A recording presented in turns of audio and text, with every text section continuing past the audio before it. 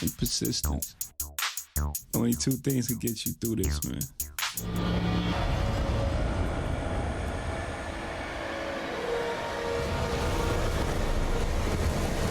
And I did a yo. Shine time. Margaret awoke, startled, a cold sweat clinging to her. She gathered her thoughts.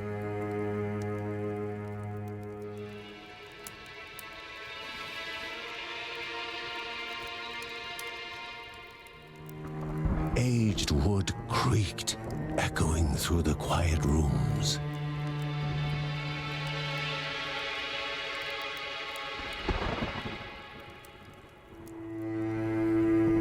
Near the house stood a shrine to Rhea Dana, goddess and daughter of the land, of Rhea and a being of comfort.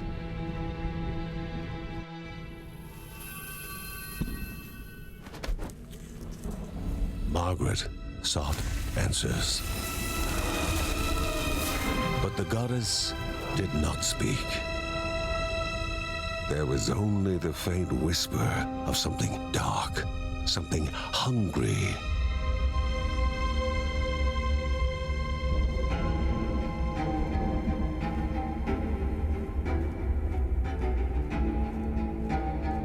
The old seer's bones felt the weight of their age as she climbed.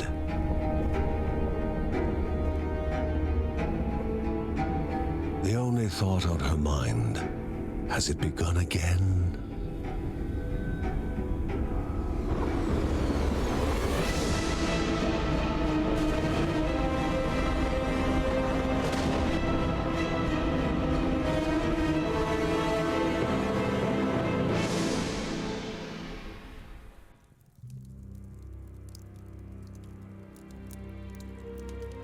John's mission would be a simple one. He was to investigate Rhea's greatest shrine. His mother presented him with a fresh divinity shard.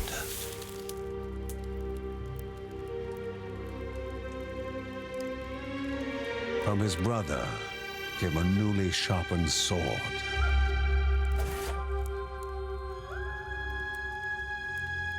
His wife gave him a kiss, and his daughter's hugs were full of reason to return home safe.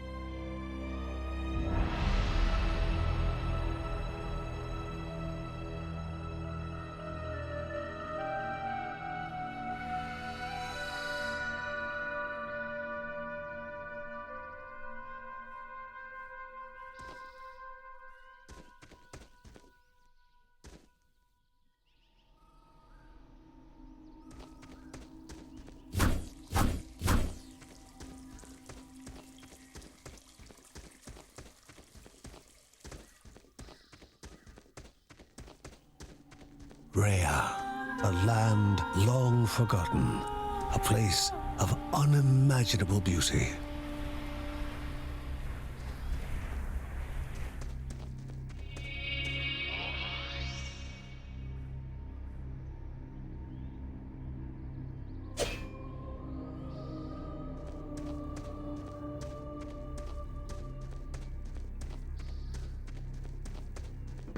It first appeared as sludge given life, slithering creatures, small and vile.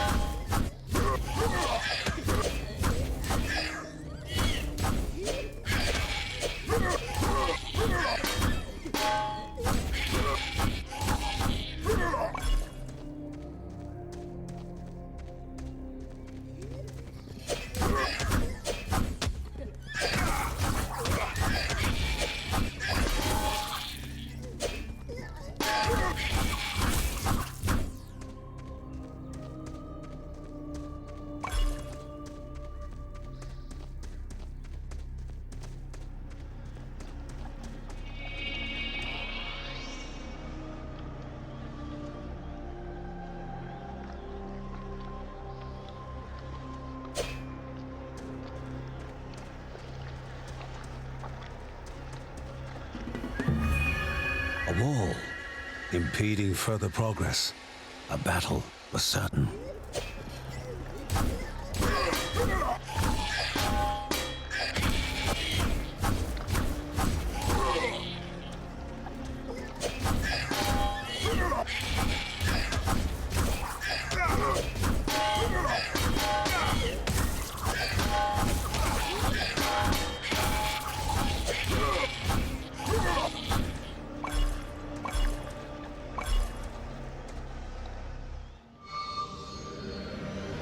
Banished by light itself, the corruption abated, leaving the shard cold in hand, dark, in need of life.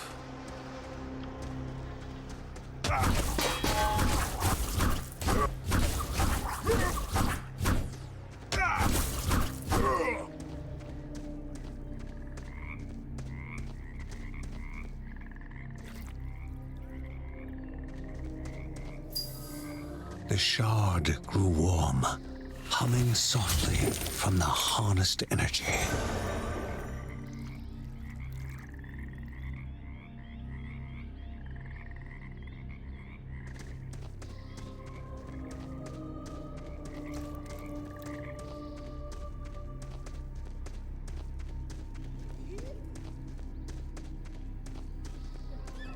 Before him was now one more dangerous than those that came before.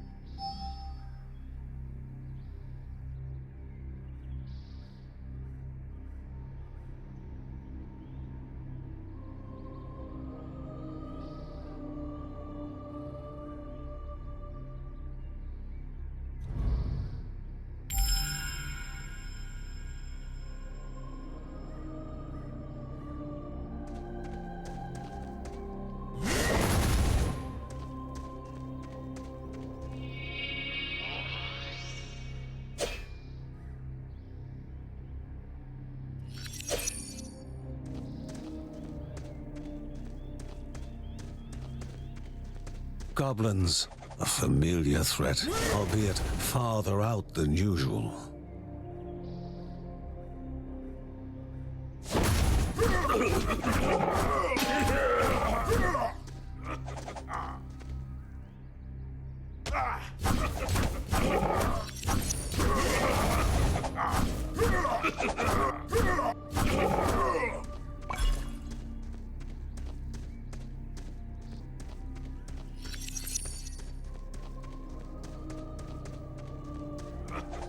Inherently violent and ill-bathed, the goblins were an unfocused but constant threat.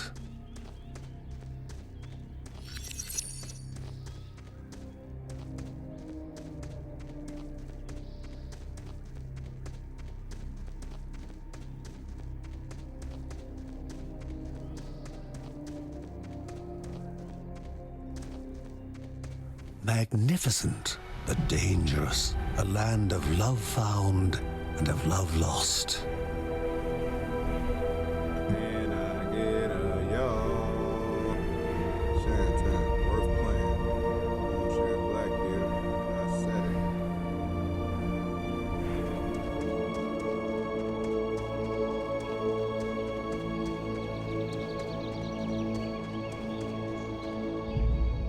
it. Before him was sacred ground, left untouched in days gone by.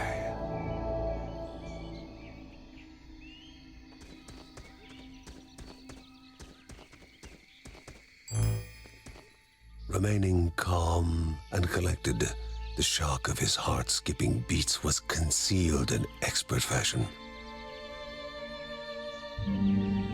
Before him stood Linda, his eldest daughter, with bow and quiver at the ready, determined to do her part.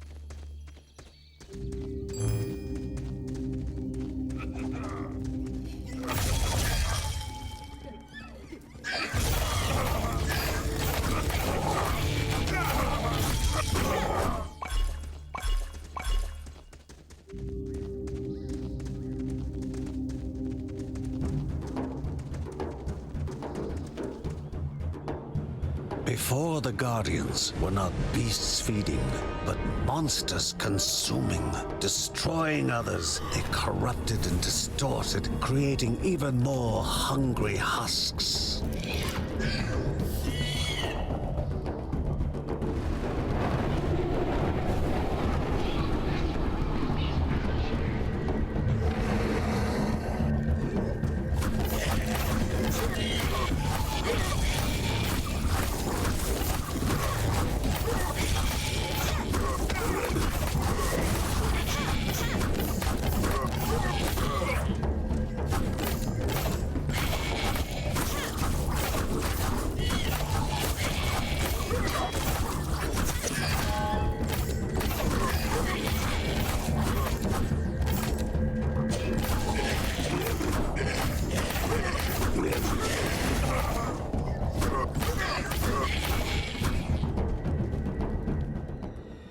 Both father and daughter gathered their thoughts, their hearts heavier than before.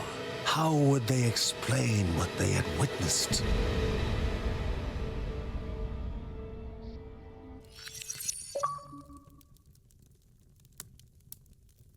It has begun. Shine time, and it's worth playing. Check it out.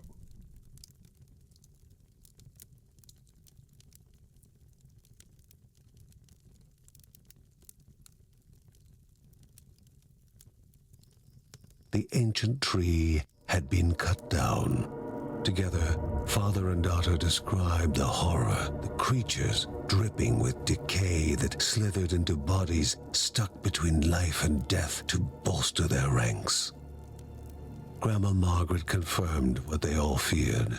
It was the corruption, a cruel entity spoken of only with hushed voices, an ocean of darkness that flowed from the top of Mount Morta. And the Bergsons' duty was to stand against this devouring deluge of death. Kevin was also eager to do his part in the family's fight, especially when his older brother Mark was off somewhere. He was as much a guardian of their mountain home as any of them. She stood. If they were to reach the summit and destroy this evil, as the Bergsons of old had done in the past, they would need the assistance of the sanctuary.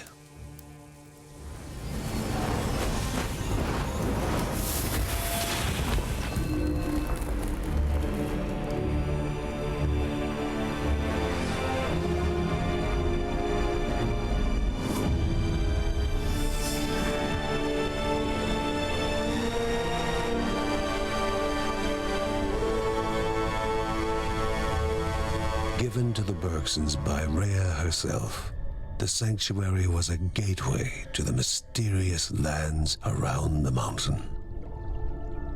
Margaret pointed to the huge crystal at the center of the den, revealing their next task: to activate it and open the way to the source of the corruption. And once Rhea's 3 spirits are gathered on the grounds, the only gate to the top of Mount Morta will open in this chamber. By himself, or with the assistance of those who loved him, John needed to gather the 3 spirits from their lands. Without them, he would not be able to stem the flow of the corruption.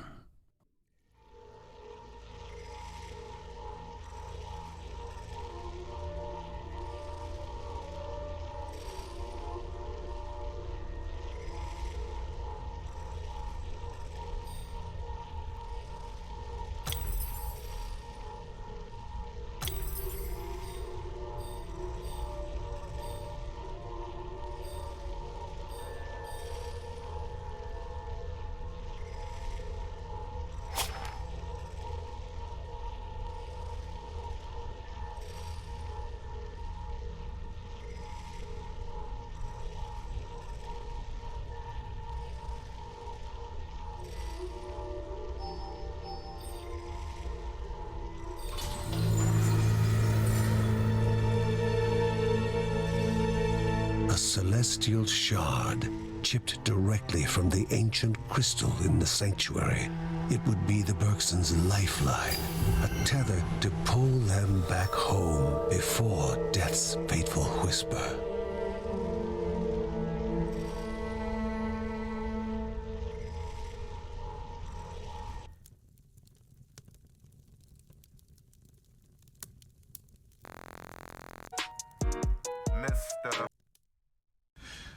Only two things can get you through this, man. That's patience and persistence. Courage. Courage is the key to life itself.